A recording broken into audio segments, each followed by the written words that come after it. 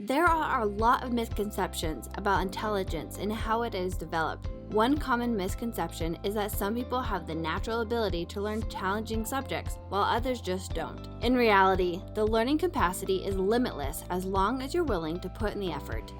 In this video, we will learn how to teach your children how to have a growth mindset instead of a fixed mindset. The first one is to teach your child about their brain intelligence and that it isn't set in stone. You may have been brought up to believe that some people were just good at challenging subjects and others just didn't have the natural ability to learn how to solve very complex math and science problems. But education research has shown otherwise. Teaching children about their own brain's plasticity can help them develop a growth mindset. Let's learn more about this in the next clip. Neuroscientists studied the brain for years and discovered an incredible secret. This will allow your child to take on new challenges with positivity instead of fear or anxiety, just like Mojo learned when it came to math. Let's continue with the clip. When you try challenging things, like those hard math problems, you're giving your brain the exercise it needs to get stronger. Only learning about how the brain works doesn't teach a child to have a growth mindset. They also need to understand that it's okay to make mistakes. They are an essential part of life. One way to teach your child this lesson is by telling them stories about mistakes people have made in the past, but still went on to achieve their dreams. You can even practice making mistakes and then talking through what you did wrong, and then decide together what would be a better choice next time. What we think of as intelligence, what we think of as smartness, is not fixed. When children struggle or make mistakes, their brains become stronger. When you struggle, your neurons are struggling too, and that's important. Even the neurons inside their brains become denser. When this happens, your child becomes smarter. Now, if your child does fail or make a mistake, praising their efforts over the outcome will help them see that their brain is growing and getting stronger. Remind your child that they can always improve, and it's important for them to be happy with themselves. It's best to avoid diving into lecture mode because they may even end up not believing you, and it could make them feel worse about themselves. So instead, try commenting on how hard work pays off when achieving something great. Remember, with great power comes great responsibility. Praising the problem-solving process helps promote a sense of self-efficacy, since children learn that successes are due to the efforts rather than a fixed level talent or skill. Another way to teach your children to have a growth mindset is to teach them about positive and negative self-talk.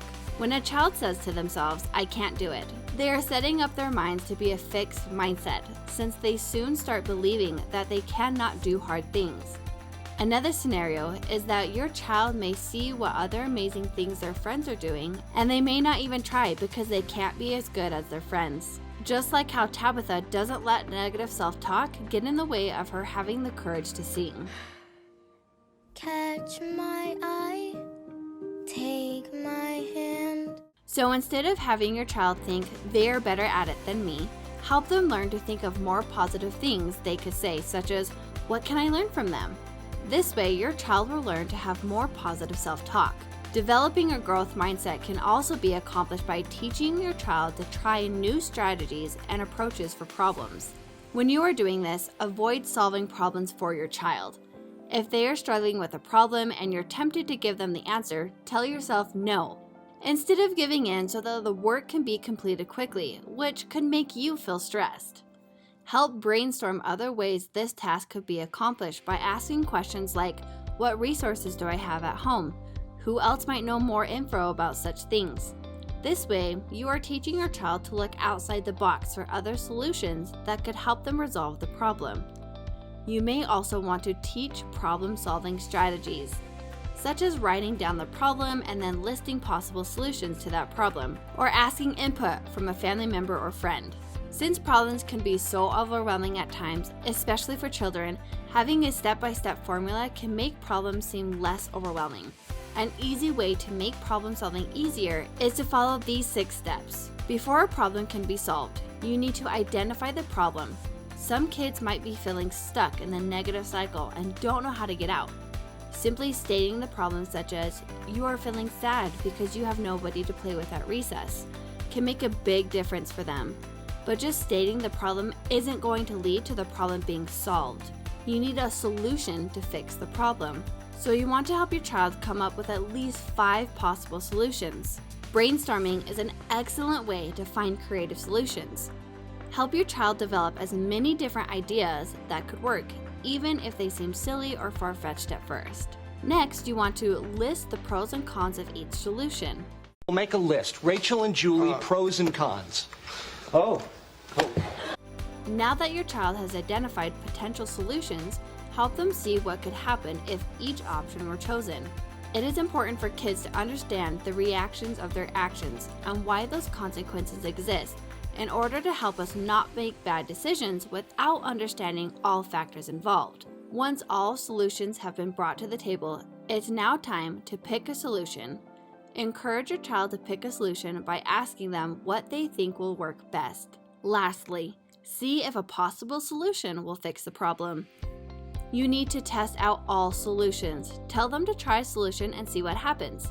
If it doesn't work, then they can always go back and repeat the third step. Lastly, to help your child develop a growth mindset is to avoid labeling your child.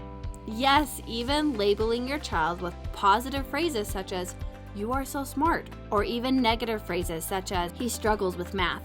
Both impact a child because both terms communicate a fixed mindset. It wasn't even clever. Such labels like these can lead a child to have limiting beliefs about themselves and possibly about others. In some cases, a slight shift in the language we use is all that is needed, such as adding a yet to provide kids with more options for how they view themselves or other people. If you are interested in some great books for kids about growth mindset, click on the link on the screen now or in the description below. Also, make sure to hit that subscribe button and the notification bell so that you'll be notified when I upload a new video. And feel free to check out more of our positive parenting videos right here. Thanks so much for watching, and I'll see you in the next video.